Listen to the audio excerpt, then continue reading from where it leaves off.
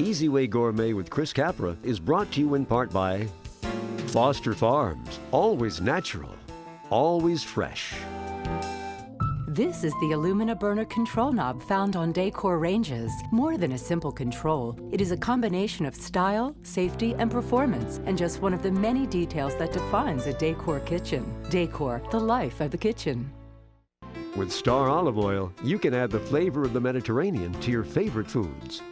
Eversharp has over 600 Wusthof items available. Eversharp will keep you on the cutting edge in your kitchen. Eversharp and Wusthof, uncompromised quality. Hi, I'm Kris Capra, the Easyway Gourmet, and today we're going to be cooking with a lot of fresh herbs. I love to cook with fresh herbs. They can make any food taste great, like $1 million. I'm going to make a stuffed pork roast today using only fresh herbs and a little garlic and a little salt. That's the kind of pork roast that my family made down in Calabria. So today I'm going to show you how to make a really easy stuffed pork roast. And you know me, I love easy. And love is all a feast for the heart, for every boy and girl. Giving thanks a lot for all we've got. There's enough love to feed the world. Today I'm going to be cooking with all these fresh herbs. I have some fresh sage here. Oh, I love fresh sage. And I have fresh rosemary, fresh mint. I have some arugula. Now, a lot of you think arugula is a salad green, but it's really an herb from the mustard family. And I have some flat leaf parsley. So let's check out what I'm making with all these herbs today. Today on my menu, I have a delicious herb stuffed pork roast with sage and rosemary topped with pancetta, a very tasty orange couscous, and an orange relish with red onion, cumin seed, pepper, mint, and olive oil and black olives, an arugula and chickpea salad, and for dessert, a frozen blackberry mousse. First, I need about 25 leaves of sage. I know it sounds like a lot, but it's really not. And then we need 2 very long sprigs of rosemary. Okay, that right off of there. I'm going to use sea salt and kosher salt with this. And of course, we need our pork roast and some garlic. And that's how simple it is. You can get your pork roast from the butcher, opened up, and you can string it together yourself. I'm not going to bother with that today. I'm just going to make it like it is and just push all the herbs in there with my hands. That's the easy way. Got that. Let me show you just how easy this is to make. We're going to take, about a good tablespoon of sea salt. Put it right there. We're going to take, about 3 cloves of garlic. I minced them already, easier. And get my old chopping knife here. I'm going to chop that together. I love sage. Now, I know there's some of you out there that don't care a lot for sage. In fact, I can see that is not enough rosemary, so I'm going to use it. And rosemary and sage are both from the mint family, so it might be a little bit too strong for you. And I have nothing against it if you want to use rosemary and oregano. That would be just fine. We're going to put that all together, just like that.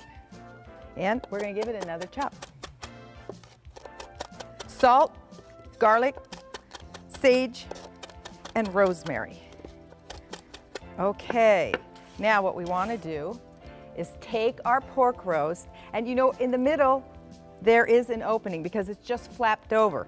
So what you want to do, if you have it open, of course you're just going to rub it in the middle. We're just going to shove some of these herbs down into the middle, push them down with your fingers.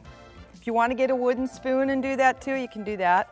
Open up the other side, put some more, but you're going to leave, don't do them all. You're going to leave some for the outside, okay? Right. All right, now I'm going to put some right there in the middle. Yeah, and that's really all you have to do to stuff it. It is too easy. What we're going to do with the rest, we're going to take a little bit of kosher salt now, sprinkle that over. Not quite a tablespoon. We're going to give it another chop. If you could just smell this already, it smells like it's done. All right, and we're just going to rub those all over the pork roast. This is smelling like Italy right now. I can just see all my relatives standing in the kitchen, picking those herbs, cooking with them. And there it is.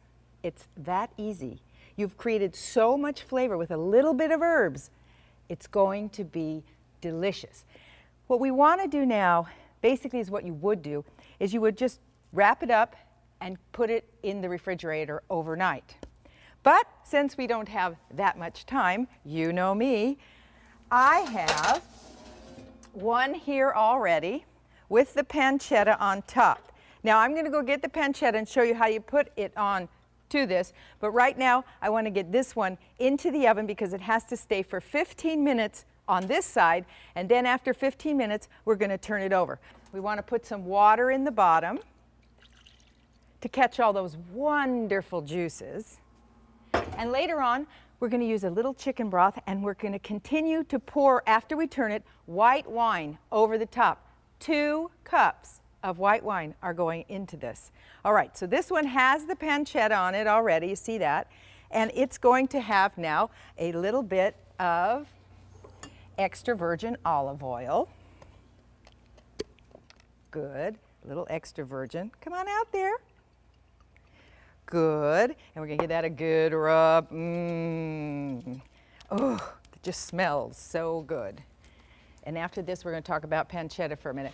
You put it in the oven at 450 for 15 minutes, turn it down to 350.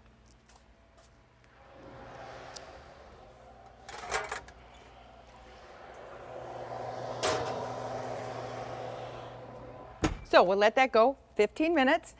Now, we're going to put the pancetta on top of this one. What is pancetta? Well, some people call it Italian bacon. I say not really. Although when you're in Italy, you're going to find pancetta, they sell it in a slab. And it actually does look like bacon, but actually it's cured. And it's cured with different herbs like nutmeg, pepper, sometimes hot peppers. So it's different than bacon. So if you're looking for the bacon flavor, that's really not 100% it. It's kind of like the Ferrari of the pork belly. Okay, now you're just going to take it, however it's coming off, and you're just going to put it on top of your roast. Now, if you are putting the string on yourself, okay, you are going to put the string over it. But when you put it into a 450-degree oven like I just did, it's going to sear it for 15 minutes. And this is just going to sear right onto the pork. It's not going to fall off, I promise you. You can find it at almost any grocery store now, and it comes around like this usually. Probably only in a really, really good Italian deli are you going to find pancetta in a slab. That's how it looks. That's how easy it is. We've got one in there, and in 15 minutes, we'll be back to turn it over and show you what you have to do with the white wine.